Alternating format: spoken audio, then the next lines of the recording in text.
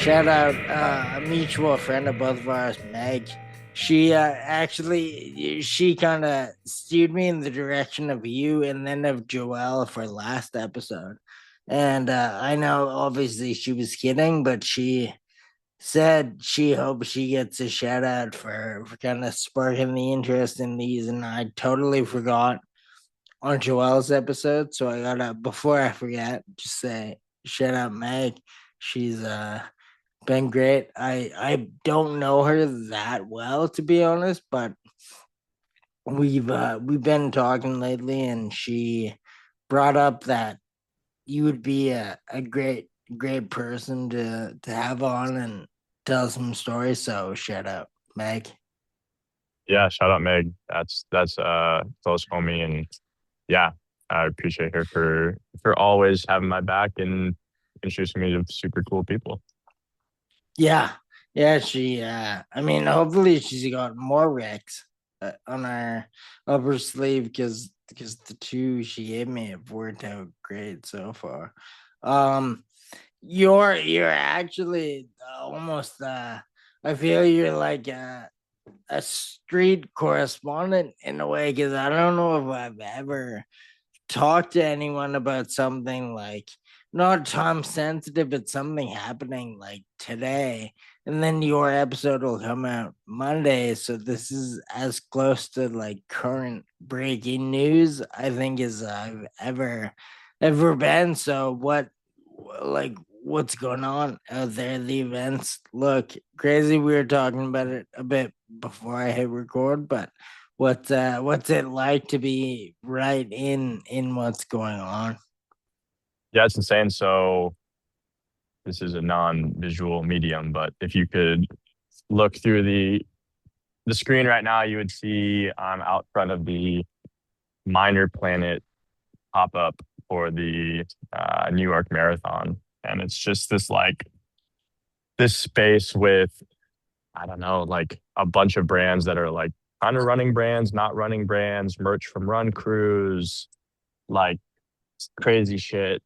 I don't know. Yeah. And my my brand is part of it. And there's like a whole bunch of stuff. There's just like people that are screening films, people who are running, people who are doing this and that, kind of just like popping in and out, chilling, and with a bunch of other like little events and pop-ups and all this crazy shit like it's going on all at the same time. So this feels like it's maybe sort of a home base or a hub for like a certain kind of scene right now. So it's super dope. Hopefully that paints a picture. Yeah, it seems to me like kind of a novel concept, but I also at the same time don't know if I've seen that many people kind of coming together for one type of thing. Like people have solo pop-ups or a couple people get together, but this is a quite a huge like comprehensive list of people who got their foot in like a ton of different lanes. Yeah, big time.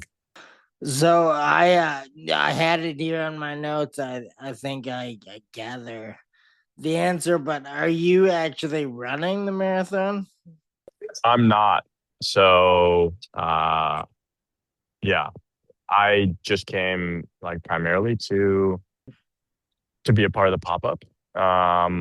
I did something a little bit similar with this was with New Balance for and Bombas. Shout out Bombas, like this really cool run through run club in Amsterdam. And I did something similar where I went out there for the Amsterdam Marathon, and I did get talked into running, which was really fun. But I'm also like not a super big road runner, which maybe we'll talk about later or something. But I'm more of like a trail, mountain run, climb sort of guy. So I think I'm gonna hold off. I'm gonna cheer people on. Being a part of it and kind of like I know I was there last year and I'm not a runner by any means, but just the whole like sentiment and everything was so kind of inspirational. Do you feel like after being there for this, you might want to try it next year or in the future? I think maybe for sure. I think that's like maybe the ultimate expression of the weekend is to hang out, see people, if you have a brand, show your brand, go to all the shit, and then cap it off with like actually running. So I think maybe the answer is that I have to. I don't even know if I want to. I think it's just like requisite maybe next year. I wonder, like, do you? I was trying to guess, and I can't really. Maybe you can. How many people kind of involved in this event or similar events? How many of them do you think actually cap off the weekend by running, or like, are half just there to support? I think that's probably like accurate with the number, but I think it's also like there's a lot of people who are here. I know like some homies that want to run, but just don't have a bit. Like I think it's kind of like I'm not super versed in like, how hard certain marathons are to get into, but I think this is one where it's like not super easy to get a bib unless you're like plugged in with, you know, someone at Nike or something crazy. Yeah, that's I know it was impossible. Like last year we were out there for my girlfriend to run and she was trying forever. It was impossible. Even harder like being from Canada to get an entry and she ended up winning a raffle, but that was like unheard of and that was the only way for her to get in. I know I've talked to a ton of people out there right now who are still in a couple days ago trying to like manifest a bib. And then it's funny you said that everyone kind of said like, I guess we gotta you gotta know someone on Nike. Nike seemed to be the brand that had like the bibs for the ultimate cool people. Yeah, I think that's like kind of the word I've been getting, but I would say like it's a public road, and I think everyone should feel free to take the liberty to run on it at any time they want, including during the marathon. I think just jump in the course, just bandit the race, but just don't take anything from the aid stations. I think that's the way to do it. I didn't. I've thought about that before, actually, but like, so I mean, this could be a really dumb question, but do people do that? Like, they just hop in unauthorized? Yeah, it's banditing the race, so I kind of have like a term or culture on it, maybe like a ethics question. But I mean, this is a venue for like cor- corporate expression. I don't think anybody should feel too bad about jumping in for free in the fucking marathon. I think the only thing that I think is like important is like don't don't crush the aid stations and take stuff away from people that like might actually want or need it that did pay for the race. But in terms of just like having access to the course itself, like I definitely think anybody should feel free to just jump in the race. If you want the experience and want the medal, that's a different thing. But if you feel compelled, I mean, it's a public street, and you're not coming from the states. But if you were, I mean, your tax dollars pay for these places, so exercise that right. I definitely agree. Will preface that by saying I don't know if it's up to me to agree or not, but I definitely see it that way. It's cool to think about people kind of hopping in and doing it, any way they can if they aren't able to get one of these super hard to get bibs. I know you're based in Colorado right now. Is that were you born and raised out there as well? So I was born in Northeast Pennsylvania, so Kingston, PA, and I grew up sort of splitting my time between Pennsylvania and Spokane, Washington. So I've always kind of had a tie to the East Coast, and then a pretty strong tie to the West Coast. Like I spent most of my time in Washington growing up. So if you're in Spokane, that's kind of close to Vancouver. Did you spend any time in Canada? No. Yeah, I played hockey when I was younger, so we would go like hockey tournaments in BC, um, and then I don't know, we go like hang out and go hiking and like go up to Canada for the weekend. It really wasn't very far. I mean, it's like just to get to the border was like I don't know under 2 hours for sure.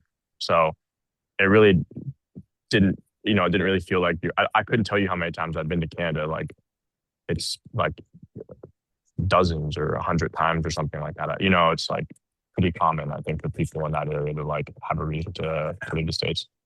Do you still come out for outdoor stuff? Not so much anymore now that I'm based in Colorado.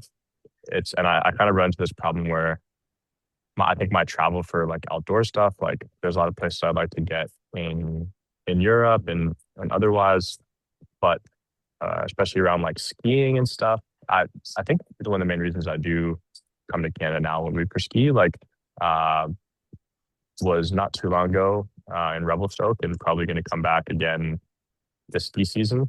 But otherwise, like I mostly stay in Colorado. It kind of has almost everything I could possibly want or need from ski, climb, run. Um, and that's like half the reason why I think I moved there was just to be in that proximity to everything. Yeah, I guess as I was asking, I was kind of thinking about like what would be the point of leaving the promised land of all that stuff to go to. I mean, Vancouver is great. West Coast Canada is good for all that, but from what I hear, you're kind of already in the sweet spot for it all. If you don't mind me asking, how long have you been in Colorado? I moved to Colorado in 2021, so like 4.5 years there so far. And I was in the SF Bay area for like 6 years before. So I was living in SF like proper. Oh, that's interesting. I try not to give anyone PTSD by talking about COVID on here, but a lot of people kind of moved home in that time. It's rare to move somewhere that like you didn't live previously. Yeah, so I think it is. I think a lot of people did kind of like go back and stay with family or, I don't know, go back to someplace where they had like a lot of homies or whatever. But I was living with my cousin. He had moved in with me like a year before COVID hit. And we're like, man, we kind of want to just like get outside mostly and like everything shut down and stuff. And we're like keeping distance and everything that was kind of a part of the times. Why don't we move someplace where we can just kind of focus on outdoor shit? And I wanted to move to Bishop, California. I was like, let's just kind of post up there and we can run, we can just kind of romp around. This is like a such a sick spot. And I'd always kind of loved Bishop. And previously we had mentioned like, oh, one day maybe we'll move to Colorado, but it was super on the back burner. It was just like, yeah, fuck Bishop. Why don't we just move to Denver? And I was like, you know what? Let's just take a trip out to Denver. And we came for a weekend. Basically, took a red eye, woke up, went skiing, hung out with some friends, and just decided we are going to move to Denver in like 2 months. As soon as our lease was over, we just fucking drove out and moved. Was there anything specific that made you guys fall in love with it that quickly, or was it just like the overall kind of like vibe of it that made you want to go? I think it's one of those things where it just confirms the thought that you had in your mind. Imagine you're thinking about maybe moving to a place or moving to Denver, and you go out and ski in Colorado. It's like really hard to fuck that up. The It's leaning so far into the yes category, and you just go out there and have a great time in the mountains, and you're like, well, yeah, more of that. So that was pretty much how things went. We came out. Of course, we had a good time. It would have almost been impossible to not. And we were like, yep, sounds good. All the information we needed, all we need to see here. That's incredible because I know, like me personally, and a lot of people I've talked to, when they're like doing something like that, they kind of romanticize where they're headed and then build it up in their head, and then it's hard for it to end up being as good as they kind of thought it was going to be. But maybe you're a extreme optimist. Maybe I don't know. I think we were just extremely open to something, whatever that something may be. We had a little bit of an idea of what we were looking for, and we had had an amazing time. I think in the city, and sort of I really fell in love with San Francisco, and I think always will have that love. But we were looking for something a little different at that time, and yeah, we were just open to to trying to see if we could find that, and I think we did in spades. What outdoor stuff is happening in San Francisco? I know there's a lot, but like I assume way less than there would be in Colorado, right? So what was the best part of SF to you? So I was really starting to fall in love with trail running. I ran so much where I think I still have some issues with my Achilles from just like overuse running, like especially during like early COVID in San Francisco on the road. And we were running. All we fucking did was just run, run, run. Both of us, my cousin's name's Maddie. Me and Maddie just ran like a bunch of times as much as we could. And we were trying to explore like maybe doing some more trail running because we are getting a little bit sick of running the same shit in San Francisco, even though it's a beautiful place to run road.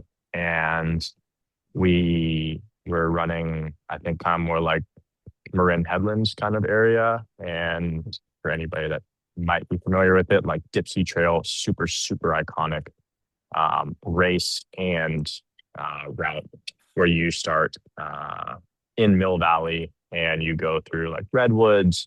You sort of hit these like coastal hillside trails, and then you end or you're at the halfway point, depending upon how you're running it, if you're going to do an out and back. And so that was like the trail that I was really hitting hard.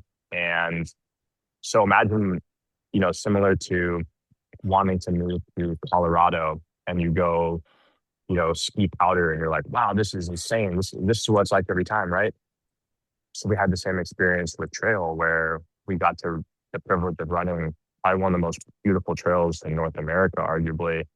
And I was like, holy shit, this trail running stuff is like really where it's at. And that was what I was super into in San Francisco, but then got a little bit more into like climb and, bigger types of adventures and realized that a lot of that shit was full day to weekend trip only accessible. Even to go trail running with the logistics of getting in and out of the city would be an entire day just to go for like a 2 hour run. Just the bullshit of renting some, hourly car or taking an Uber to a place or riding a bike or whatever sort of mode of transport. It was just such a pain in the ass. And I think that's what also kind of motivated wanting to go to Colorado, of like easier access out the front door to this stuff.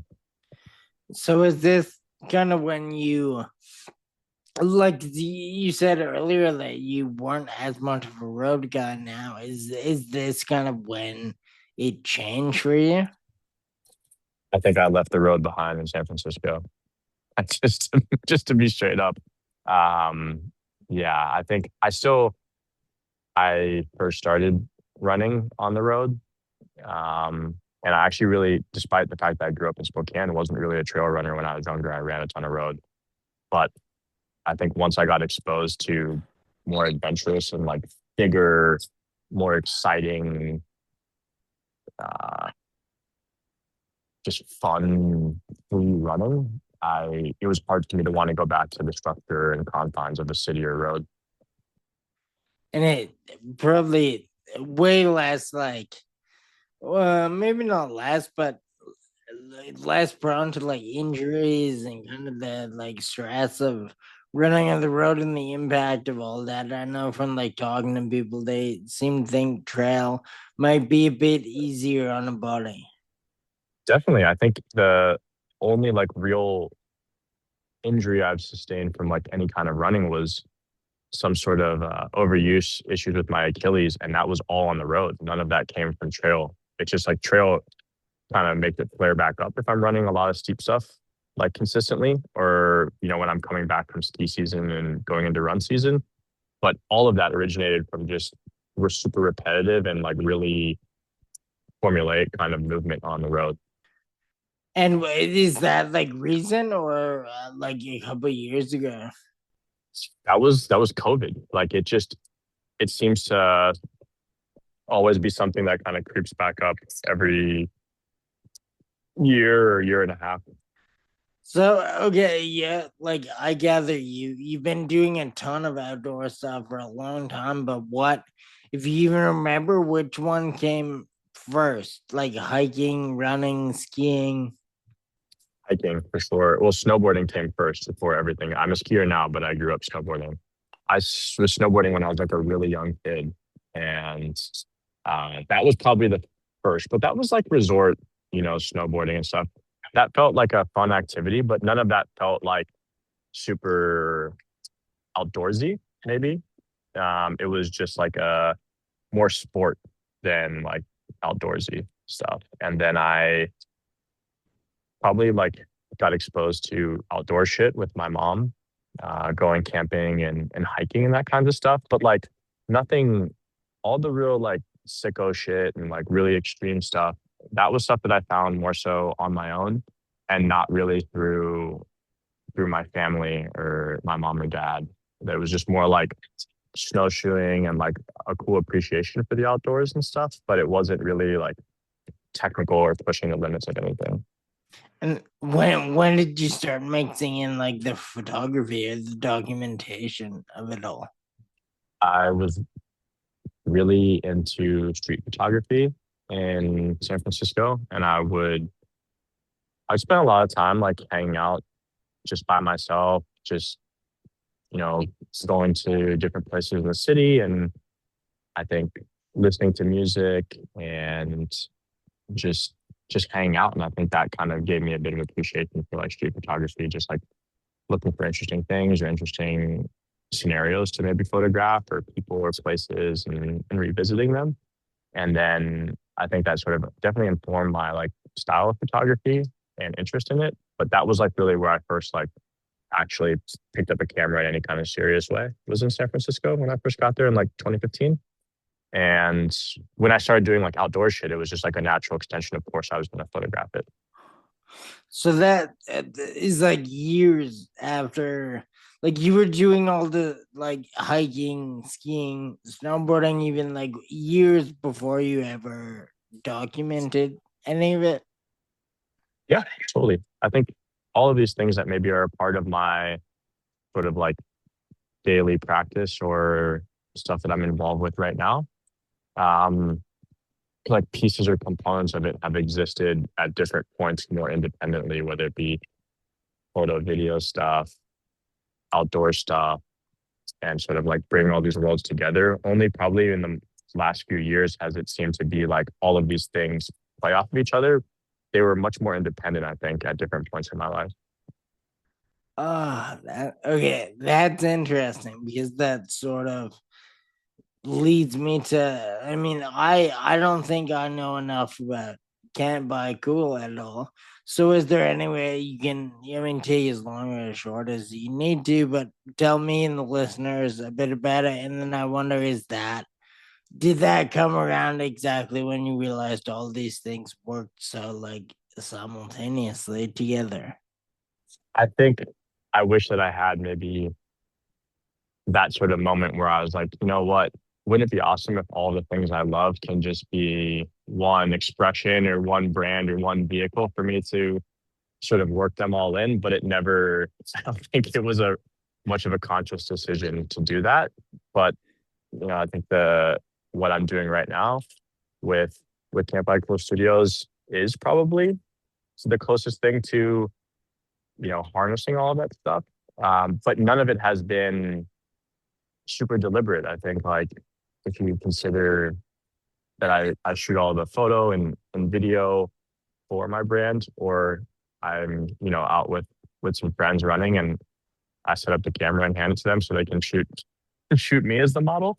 Um, I, that wasn't like a thing that I was like, oh, I should totally express myself, through photo and video with my brand. It was just like there's no alternative. There's no budget to have any kind of a photographer or video sort of component.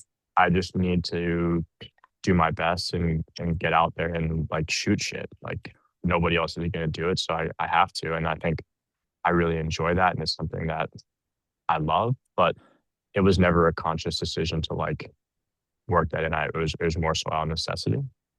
That's I mean, neither is right or wrong, but I tend to gravitate towards liking those sort of origin stories more, like someone who didn't really force it and didn't like insist on it working. It just kind of came together almost without them fully even being aware of what was happening. And then just one day they're doing something where all these pieces fit, but they didn't really like set out to make them fit even.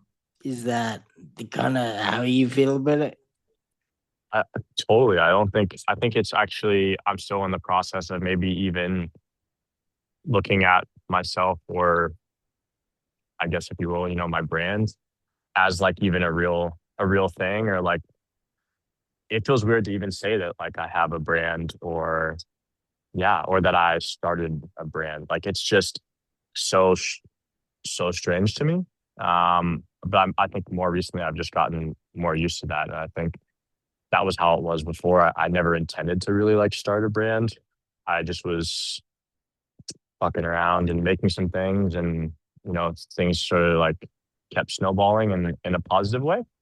So yeah, it's just I definitely think I fall in that category. I never set out or tried to force anything, and it still feels a bit crazy to me. And with Can Buy Cool, which aspect came first? Like was it the agency and the marketing, or was it the product and like the merch? Yeah, so long story short, I was doing some freelance stuff outside of, I still have like full-time day job outside of the Camp By Cool Studio stuff. And so I was in the same role that I'm in now, and I was doing a little bit of freelance photo for this race called the Moab 240, which has gotten a ton of attention lately because there's cool people, cool looking people that have won, and it's just a super dope race, but it's just become like more of a cultural thing, I think, in running.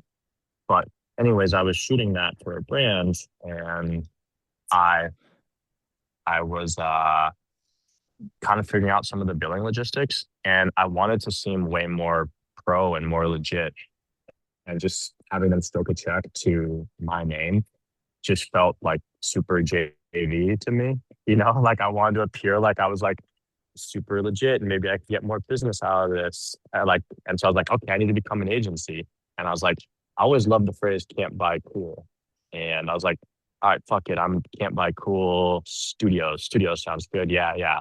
And then I pretty much formed that overnight. Told them that's who they were contracting with, and I all of a sudden had something for the agency, and worked some more projects from that. And I started making like swag and merch for my kind of pretend agency, kind of real agency. And that's like the real origin story. Yeah, see that like I was saying before, I like the organic approach to it. That's even more organic and kind of feels like even more kismet to me. I love that it worked out that way, and that's funny. Like, did was there ever a time where it became something and you almost like be careful what you wish for a moment? Like, did you all of a sudden have all these clients that you didn't expect to have, or were you always kind of prepared for what would happen once you gave it like permanent entity? I think I wasn't maybe prepared. And I think for what would come from shooting that race, Moab 240, I think I had one of my closest friends, who I had known in San Francisco, and he had actually moved before I did to Denver. Uh, my buddy Matt, he shot the video for Moab 240, and so we went out to the desert and followed around a racer for this company called Nathan Sports. And Nathan Sports, if anybody doesn't know, is like mega legacy trail, or like mega legacy like running accessories kind of brand, like some shit at a sporting goods store where they're like plastic bottle holders for like a really like 90s 2000 style belt. Like they're not like super sexy at all. It's like a very legacy. And so we we went and shot out in the desert for Moab 240, and I think what came of it was like really transformative for me. The experience was incredible. I was put on to this like race sort of culture and like more obscure run stuff in a more formalized way. And the photos that I took, I I like made the decision to take a fixed focal length camera, and I only took one camera, which was a fucking horrible idea for shooting a race where you probably want zoom and you want reach and you have like no different looks to offer. But I just made the best of it. And I think it kind of, if I look back at those photos, the feel of them and the feel of the way I captured that race to me is like the blueprint for the aesthetic of the brand that I like now have. And I kind of only just reflected on this like super recently and probably even more right now that like, yeah, that race did a lot for me. And I actually booked like some cool gigs off of the photos that I shot at that race. And I think more just like personally or spiritually, there's just something that felt like I was really on the right path. I didn't know what that path was, but it just felt like something had been sort of like opened up or revealed to me that was going to work, or it felt like it could work. I just didn't know what. But yeah, Moab was really special.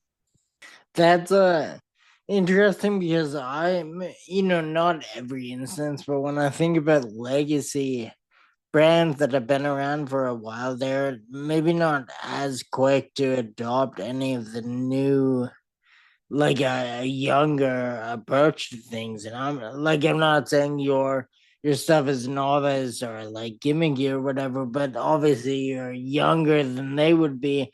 But to hear that they like them and then it like bred other work, that seems like it might be a bit rare and not always the case when someone newer works with like a legacy brand like that. Yeah, for sure. I think the stuff that I wouldn't say maybe even the stuff that we were presenting stylistically, but I think just the way that that sort of racing almost like has to be covered or has to be presented informs a bit of the style. Like if you want to actually tell a real story about if you want to tell a real story about that race or people participating in that race, I think it ends up becoming very personal and this like really cool, intimate documentation, which is kind of the style of the images and video that we captured there. And so I think whether the brand wanted to participate in that kind of aesthetic, I think they realized that like that was the aesthetic. And it was just like honest and personal and maybe not as polished or typical of like what they were used to for presentation of stuff. But I think now if you look at how a lot of run or stuff in the trail space is covered, it's some of it's like intentionally made to be a bit imperfect or raw, but I think most of it now is super like lo-fi. Yeah, yeah, definitely. I agree with that. 1,000%. Like just scrolling and looking at stuff, I definitely ascertain that as well. What actually I have your, so I should ask, what's your opinion on all the photos that are like intentionally blurry or intentionally like that? Do you think like a discerning person can tell right away when something is when they're like faking the funk? Yes. Yeah, I think so. I think it's I think it's cool to for brands or people or creatives to I don't want to say jump on a trend, but I think if like there's a certain feel or certain type of emotion that you're trying to capture using different stylistic choices to communicate that, I think it's cool. And it doesn't have to be totally unique to your perspective and it can be shared by other brands. I think that's what's really cool is that brands that different types of creative perspectives and then elect to participate that in an authentic way. I think that's super dope. But brands that are, purely adopting that for some sort of stylistic choice to, you know, drive clicks or that's what they've been told like works. I think that shit's pretty whack. But yeah, I think people know when stuff is bullshit or not, and there's just no sense in being fussy about who's allowed to do certain things or who has sort of the uh, rights to the market of you know blurry images or slow shutter speeds or heavy grain or film photos or any of this stuff. That's a good way to look at it. I don't know if I'm even as mature as that in every situation. Sometimes I look at all this stuff and I feel not even just outdoors, just a lot of photos in a lot of industries end up sort of looking really similar, and then it's hard to tell things apart. And the people could even be doing it for the wrong reasons, but they have the budget to kind of hide it more than some people. So I would like to think I'm discerning about that stuff, but even I get a bit in my feelings about it. So I'm glad you don't. I think on that same side though, you look and you might see like a known photographer or some sort of creative that is like really authentic to a certain type of style. And, it's coming from an honest place, but then maybe the connection with the brand or the actual story that they're doing their best job to tell, like, isn't really that strong. And I think even that, even the best person sometimes can't really invent something out of nothing. So I think maybe to your point, like the stuff that's bullshit, no matter who's selling it, and you can have the best photographer or the best whatever, it it doesn't connect. I think it has to be a blend of the stylistic decisions and sort of like that creative form, but then also to the base of what the brand is doing, the story of the brand, or the documentation of what's happening or the event or the people. Like that has to connect too. So if you don't have both of them, I think people stuff it out pretty quick. And if they don't, that's cool too. Yeah. No, like you mentioned, getting more jobs off this Moab 240. Were they approaching you like based on how the photos looked, or did they just want to work with you and then kind of give Can't Buy Cool the reins to like do whatever you thought was appropriate for that job? No, man, I wish it worked that way. I think it's still constantly been like at that time, like selling. So I think I just had equipped myself with just a much more interesting perspective and things to reference when I was selling myself to brands or for projects. It wasn't as much of like, oh, this was some sort of moment where I have this beautiful set of imagery and brands are just beating down my door to work with me. It was just when an opportunity came, I think I had just something I really believed in terms of like some cool references, and I could sort of present and speak to them in a way that I think communicated that I might know what I'm talking about or I might be the right person for the job. But it was never a moment where like brands are like, give us this look or, you know, please take the reins of creative stuff for our brand. That never happened and it never was even close. I mean, unfortunate, I guess, but I was just talking to a friend of mine about how his complaint was like when you get good at something or like you become knowledgeable about how to make something look a certain way, then you're not everyone, but a lot of people kind of get pigeonholed in that. And that's what brands come to them for. And like a web designer makes a website, looks one way, and then that's all they make for the rest of their like career as a designer because that's all people want. So maybe if you look at your situation in a certain way, maybe that avoided the pigeonholing. For sure. And I think I forced myself to maybe avoid the pigeonholing because I stepped away basically entirely from any sort of agency stuff. And I mean, I guess it still exists in some capacity, but I've gone like 99.9% into my own brand now. So if there's any kind of pigeonholing, it's my own doing, I think now. So that's it's a lot harder when you're just the end all be all of like how your brand or entity functions and you don't have other people to provide you with work. and now you're building your own like brand that makes physical products. Um, but now, yeah, I guess I maybe never allowed myself to get pigeonholed because I just got out of it before that could happen.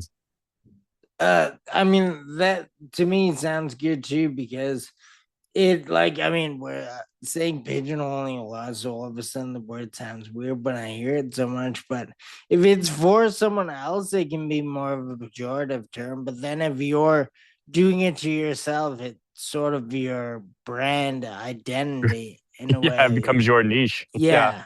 So it's not great to do for everyone, but it's actually pretty good if you can do it for yourself and your own brand. That's actually such a good point. I think, yeah, with your, to some extent, that same sort of idea. When it's your brand, you have like a really clear, by other people's estimation, you have a really clear grasp on, your brand identity and the narrative and all of these different types of phrasings, right? And it's like, oh, it's so identifiable and it's recognizable. Like that's clearly the style or sort of tone of the brand. And when you're more of an independent creative person, it's as if you're only able to offer that perspective or you're only able to offer that sort of aesthetic. So you said your own stuff is about 99%. What was that shift out of necessity? Like because you only have the time and the energy to devote to so much stuff and now you want it to be yours, or how did that go? Because a question I've only talked to a couple of people kind of in your lane of stuff, sort of, but I'd like to kind of pick people's brains about if they do an agency, but then also their own thing, how they decide which ideas go to them and then which ideas go to brands that want to hire them. So, did that have anything to do with you like leaning way more towards your own stuff?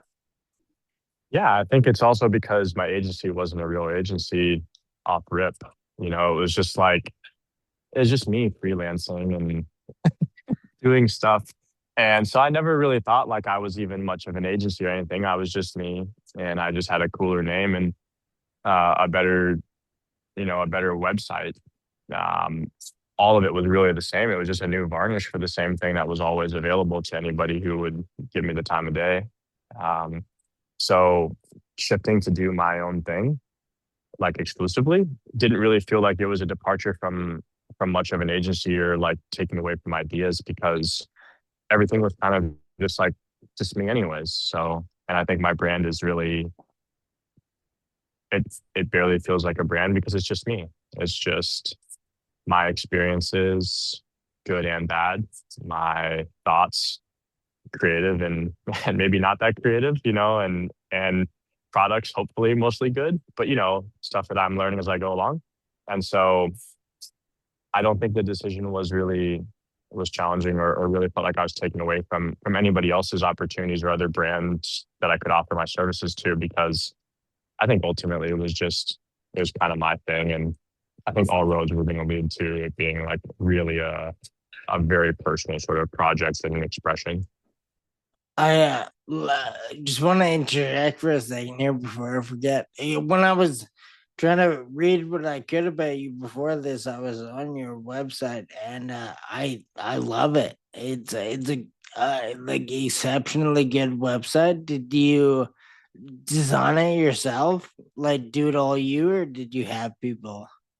I paid $200 for a Shopify template and then spent as much time as I possibly could learning how to do as much custom stuff within that framework as possible and just tried a bunch of shit until I found something that was cool.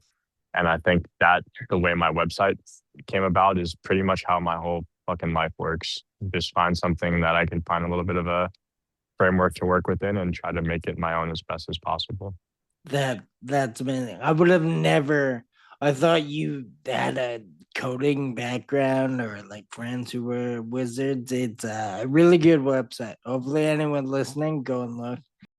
Is Canva cool still just you, or do you have like are there co-founders or staff or anything, or is it all it's all you all the time? Dude, so it's just me. It's it's me for everything. The photo, the video, the product images, the product design, the 99% of the artwork. When there's stuff that's above my pay grade, I'll like get it to like pretty close to production concepting, and then I will have like I paid somebody off a Fiverr to like clean up my Illustrator files.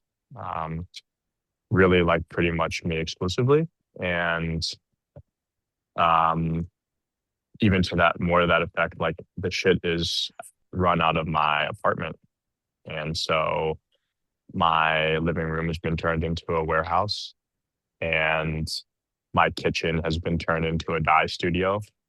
I just dyed a bunch of hats that I brought to New York, and I was cooking dinner and emptying, pasta water right next to a vat of indigo dye and trying to negotiate space in the sink bays for what goes where.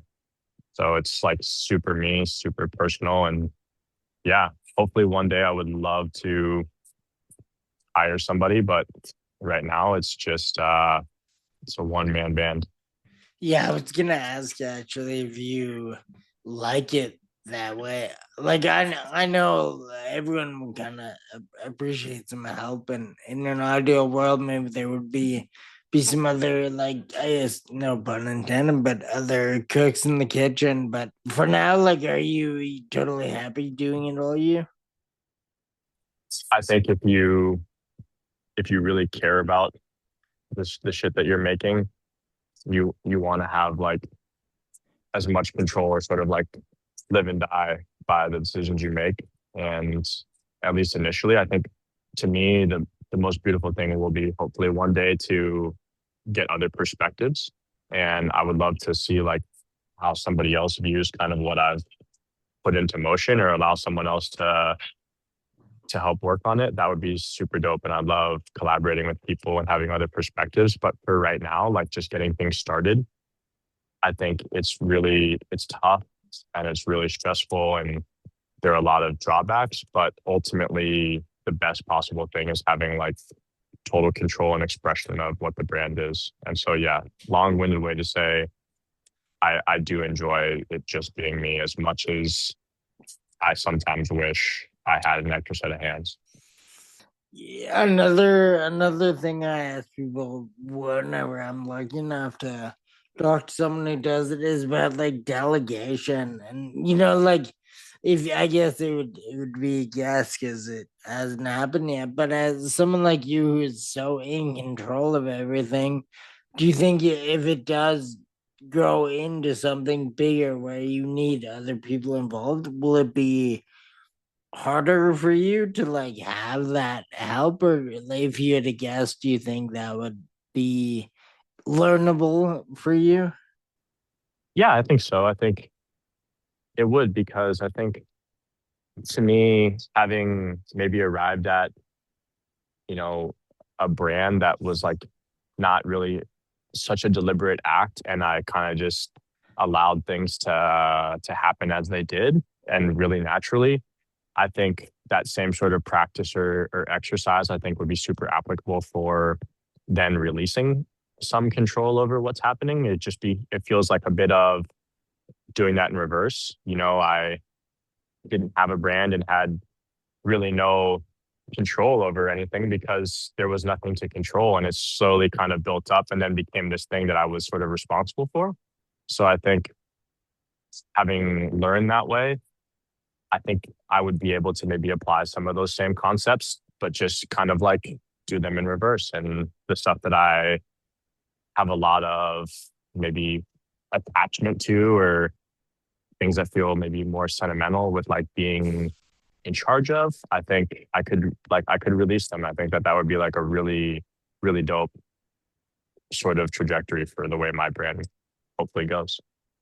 Yeah, yeah, I mean that's a great approach too. I don't know if I personally could admit that I would be that nonchalant about everything. That's incredible. I wonder too if are you happy with the output? Like, do you think if you had other help, would you make more things, or are you? like happy with the amount of releases you're doing right now? I think I'm pretty content with the pacing of stuff. Um I think it would be awesome to have more people to help me. I think I'm putting out in most circumstances like the way I feel about my products, and this is purely my own opinion. And I think it might not be shared by everybody else, or maybe it is. Who knows? But um, I think I'm putting out really good shit.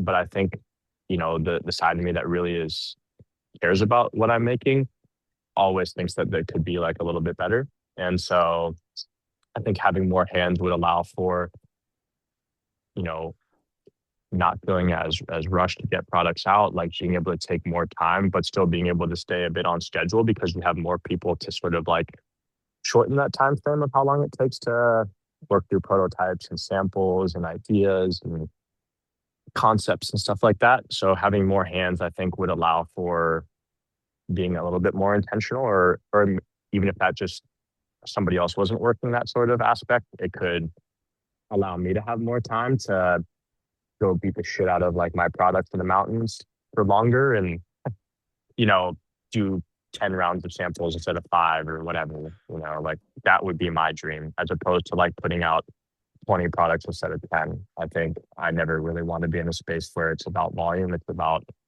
putting stuff out that feels right and that I really want to put out. And I think right now I'm putting out as much stuff as I think needs to be out there in the world. Right. Yeah. No, no, very cool. I should have said I was just curious too. It wasn't like I was challenging the output or whatever. I No, just no, no. wondered No, I don't take it that way. how long or how much like research and development went into the soft flask. Yeah, I think years of research and development went into the soft flask because of the way soft flasks mostly now I think you're seeing a lot more people putting out soft flasks, but the previously it was like Hydra Pack. If those familiar, if you buy like a Solomon running vest or an Arc'teryx running vest, that's Hydra Pack. That makes like co-branded flasks for these different companies, and they just pretty much had a corner on the market. And I think using sort of this like monopolized type of like product, you develop opinions about it, and you're able to consistently use that one product or that one sort of way that people will get to experience that sort of like mechanism for water transport. um, and so I think I sort of developing a product in my mind a bit while being frustrated with the one that already existed. So when it came time to actually build something, I felt like I'd had years of experience learning what I did and didn't like about what was currently out there. So the research and development was years, and then the actual hands-on aspect was, you know, probably 6 months or a year.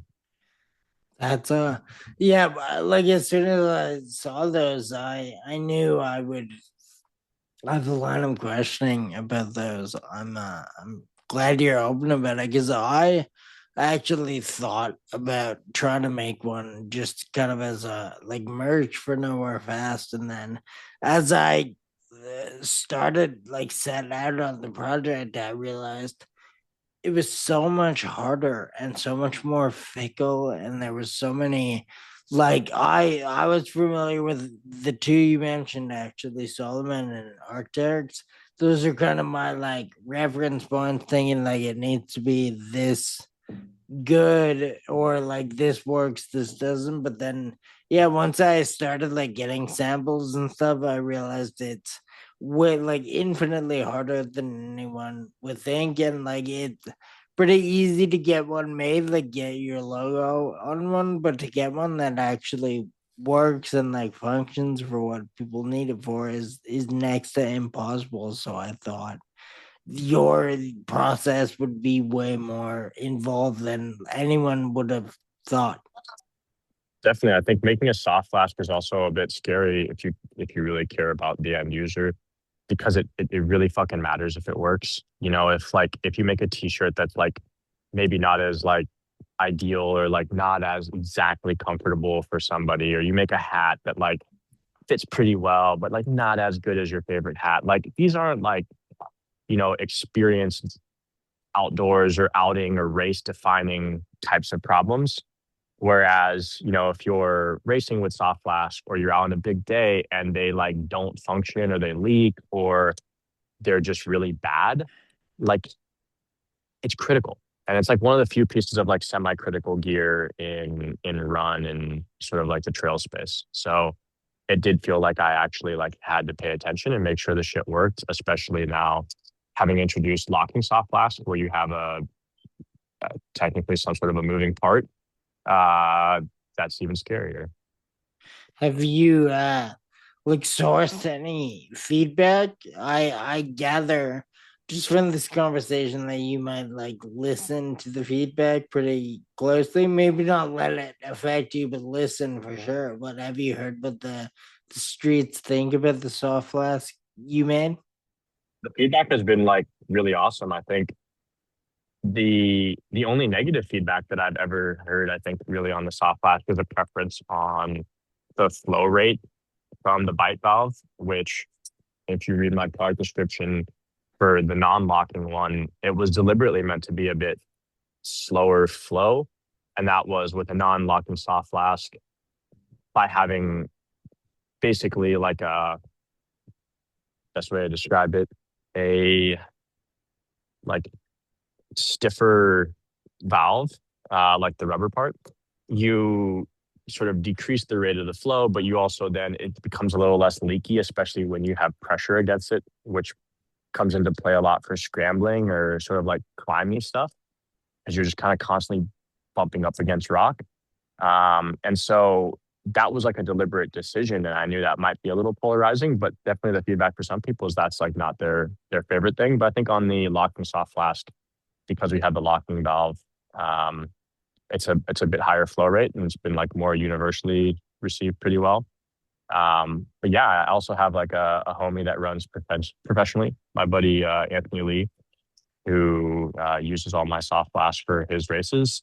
He was the one that basically told me like, bro, you have to make the locking soft flash. Like this is kind of the direction like what he wanted. And so he's been instrumental, I think, in getting real time feedback from someone who is critically depending on it from like a professional standpoint, like the functionality of the product. So, I can go out and test shit and feel a certain way about it, but then having it put like a total pressure test in a race from a professional type of user has been like the best kind of feedback. And it might not always be positive. It's not going to love everything that I do, but it's really, really good feedback that I've used for product development.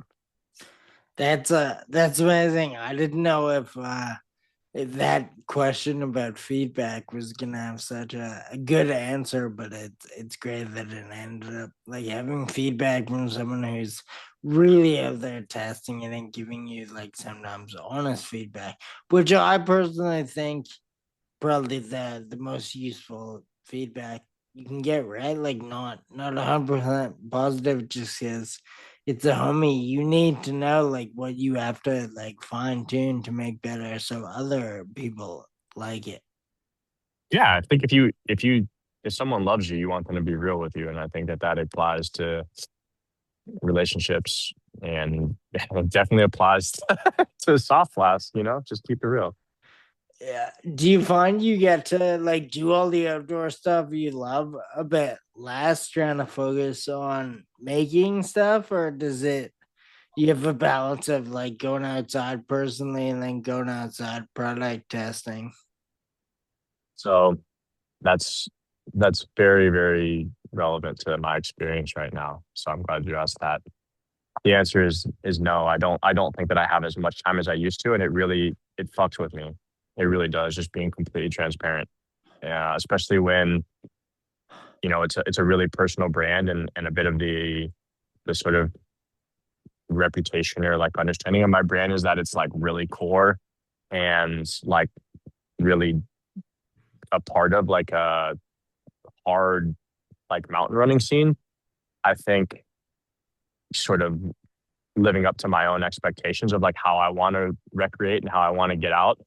It can be tough when I miss that mark because I had to prioritize shipping, 50 packages in the last 2 days or something like that. Or I was working with a manufacturing partner in China and I fucking stayed up all night going back and forth talking about some sort of revision. And I was supposed to have an outing that started at 5 a.m. and I got to bed at 4. It's just like those things kind of come up. And especially now having like a full collection that's been released, it's been really, really challenging to get out. But I still think I'm learning to better understand that like everything about my identity isn't, you know, expressly related to just being outside 24 hours a day. There's other aspects of like what I'm doing that are important, but I still think I've, despite all that, managed to still get out like a ton. Like I'm still getting out there, but it's just understanding that it can't always be the same intensity at all times. But I think it'll sort of ebb and flow, and there'll be times where I have like really good weeks and months to just go out and hammer, and there'll be other times where I gotta sit behind a laptop, and I think I'm just learning to enjoy all those experiences the same. Yeah, maybe down the road if you ever do hire that help, you'll be able to go outside more. But at least you can kind of like you can call it all research in a way, right? If you go outside and bring one of your soft flasks, you can call it product testing. In yes, I call it. I write my go-to phrasing for that is location scouting. Anytime I'm out getting like a really hard day in, whether this be for my day job or for, for my other projects, I'm scouting locations. I'm just taking in the sites and getting ideas for future projects. Yeah, that's the perfect. I have a good friend, like a lot of good friends, kind of in the food industry, and they go out and eat or they travel and go to restaurants and they call it all research and they make Yeah. notes about how good the food is. And I'm always like, what, how did you guys get that job? I would love to be able to write something off that way, at least like logically. Yeah, this is 100% my version of that. It's the location scouting is, market research or, whatever some other industry says. Is there I mean, it sounds to me like maybe the soft last came a bit from like seeing a product existing and maybe what could be like fine-tuned and made better, I guess. Maybe not better, or actually maybe better, but maybe you don't want to word it that way. Is there anything else that I guess like don't give away secrets or throw anyone under the bus, but is there anything that you use like day to day outdoors that you think maybe Can't Buy Cool could do a bit better than it's being done by whoever's doing it right now? Hmm.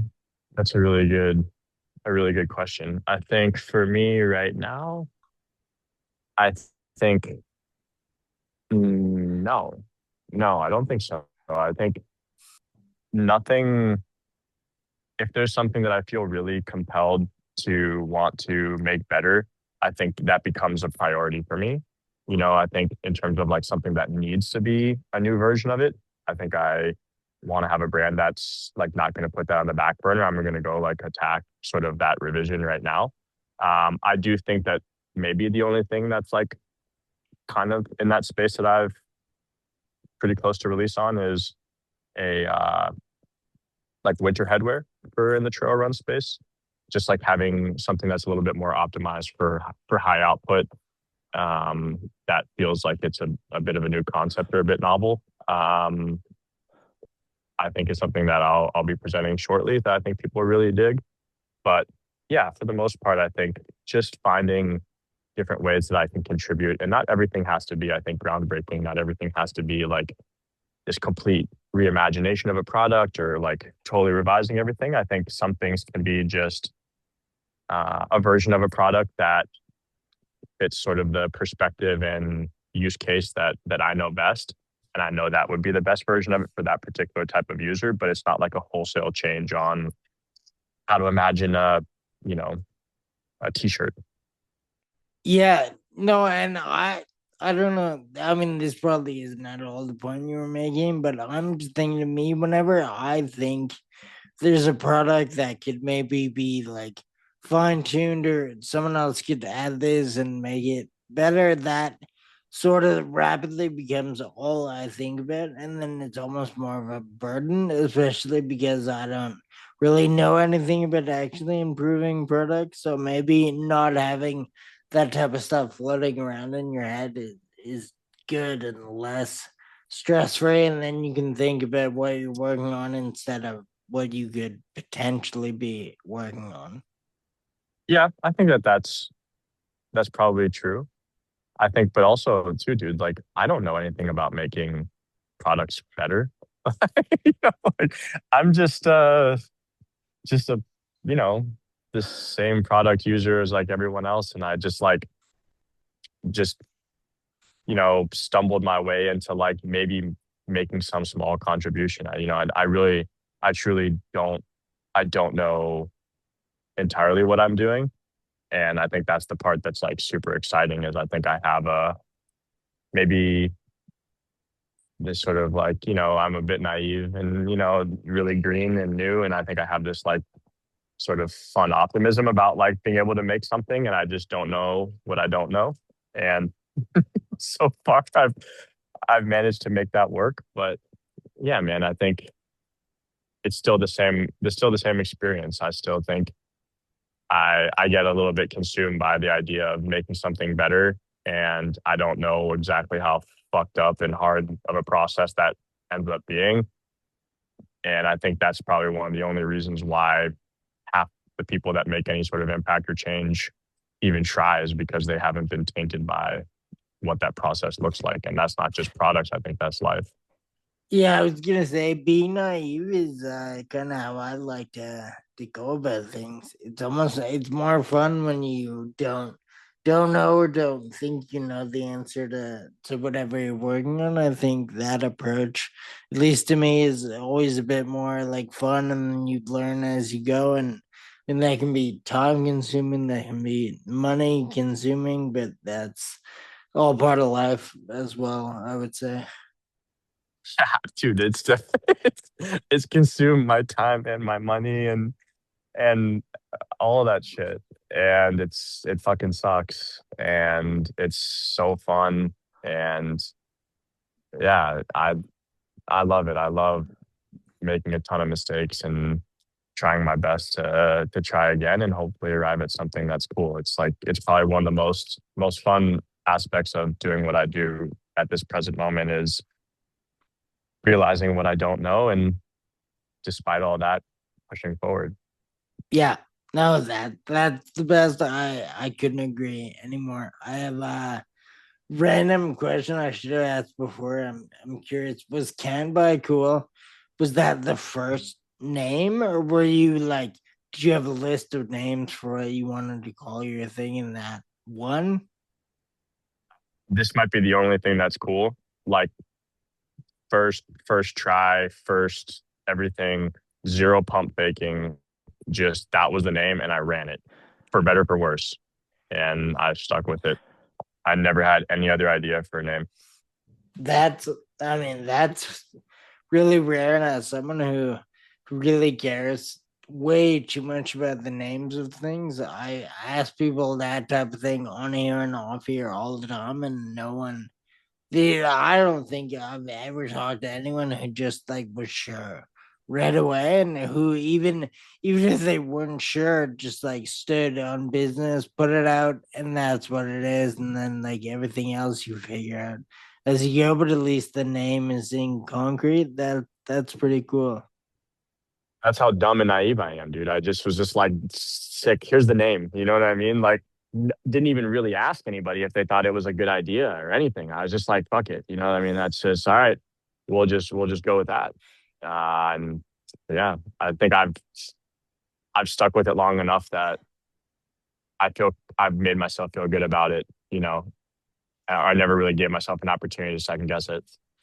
Yeah, at the beginning of our talk, I think I was saying that like it's a novel concept how Minor Planet put everyone together for this pop up, but I can't really think of anyone doing it like that many people in one thing before. It's same with like the name Genbai Cool seems like, yeah, not to be pejorative or rude, like it seems like something someone may have thought of before, but I can't think of anything like it. And I looked a bit, I can't find anything in the history of this type of thing where that's existed before. So to be able to like find a name that precise, first name, no wavering on it, that's the I don't know if I've talked to anyone who's even got one of those, let alone all of them. I guess that might be true. Yeah, it's crazy, and I'm the only downside is that it kind of fucked me a bit because I decided to go with a logo that's pretty much just a word mark.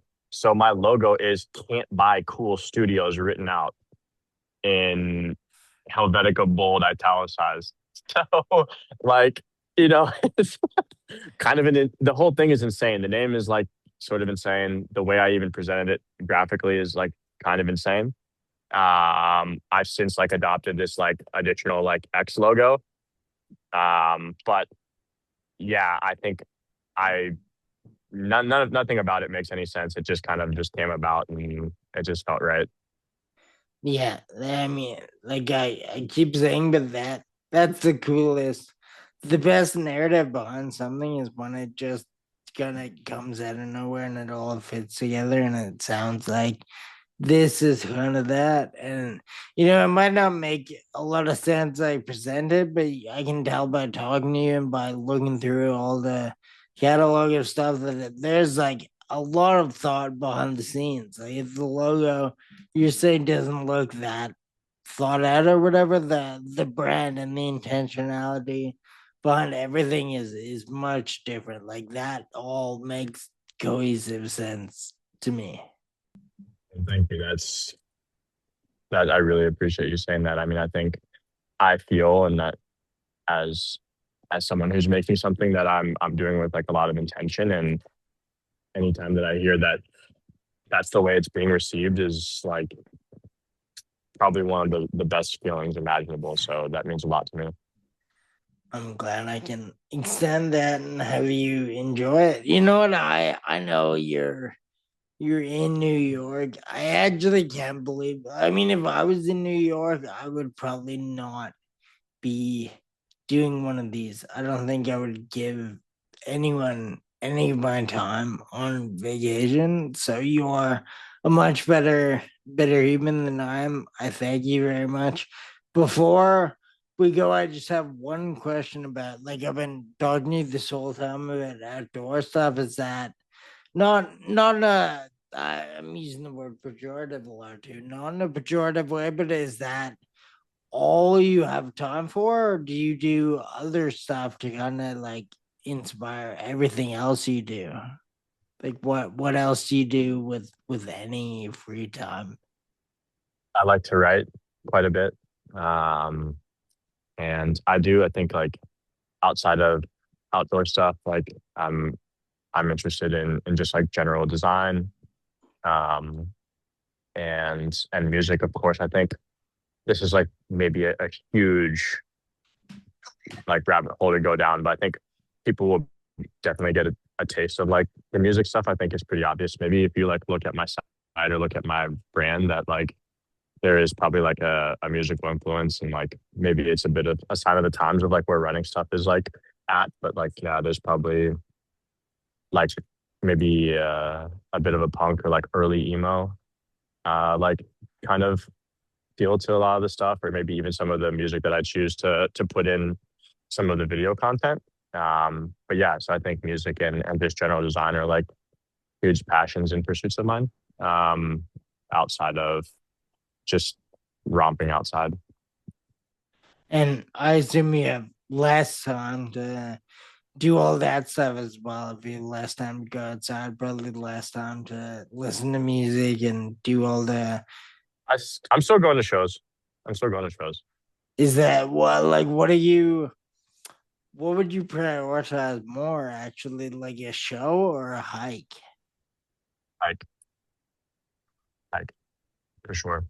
I I've never felt more connected to myself and connected to community the way I have through the outdoors. And even when I do those things by myself, the connection that I feel to other things is so high. And I think music creates a lot of that experience, or that's the way that people sort of get that sort of experience early on, is like going through shows or being in scenes or whatever. But to me, like the way that that's experienced and expressed through the outdoors is far greater than music or anything else. Do you listen to music like when you're hiking, or do you want to hear the outdoors? I mostly listen to music when I'm hiking. I If it's like really really technical stuff and some scrambling, I like to be like just more focused, and I turn music off and I take my headphones out, so I'm not worried about like fucking around with them. But I think most running, I'm listening to music. But you got like what's on your running playlist? If I can ask you to expose a couple songs, like what's your favorite song to run to? I think if anyone wants to know my like running playlist, I made a playlist that actually accompanied the first uh, and only collection that I put out. So if you go on my site or my Instagram, there's a link to the Camp by Cool Studios Spotify, and there's a gym playlist and there's a collection playlist. But this the playlist starts out with a title fight song. That's I mean, it sounds like I was fishing for that answer. I didn't know that, but I'll definitely find it and link it. I'll make sure Yeah, to do please that. link to it. But yeah, so I think um yeah, there's like maybe like some title fight and embrace and Jawbreaker, and like I think maybe sort of that sort of vibe. Like some sad shit, some angsty shit. But that's not like the whole identity of like what I listen to when I run or my brand, but like kind of that's kind of a good sort of overview. Yeah, I'll make sure. I mean, I'm gonna go listen to it anyway, like after this, but I'll make sure everyone else can find it. Um, but actually, I said last thing, but here's the last thing before we officially end this. Do you want to let anyone listening know where they can find you or Camp Studios, whatever you want to promote? Right now, the mic is yours. Please go ahead. Yeah, well, I think before I before I do any of that, I just want to thank you so much, man, for taking the time to talk to me and to be interested in what I'm doing. I'm just really grateful for anybody that cares and wants to talk, and I really do like really really, man, I really appreciate this conversation, and I think this also goes for anybody that's listening. I If you've taken the time to listen and listen this far, thank you so much, and I really hope that it's provided some sort of value or some sort of level of interest for you. And I'm just really appreciative. But you can find everything I do at Can't Buy Cool Studios on Instagram, just spelled out, can'tbuycoolstudios.com. And yeah, it's just me. So if you want to talk about anything, shoot me a note. I would love to talk about products. I would love just pick people's brain on their thoughts. It could be about my brand. You could just want to hang out. Let's do it. Very perfect. Thank you. Enjoy the rest of the marathon weekend. Say hi to anyone who I know, which is, I think I have more friends out there right now than where I am currently. So have fun. I'm extremely jealous that you get to be there and see everyone. Thank you a million times for this. I really enjoyed it as well. But I'll let you get back to the weekend. I know you're literally outside the pop up, but have fun. I know. I got to piss and I'm cold, so this is perfect. Awesome. Well, thank you. Have fun. Keep in All right, touch, peace, please. peace, bro. Peace.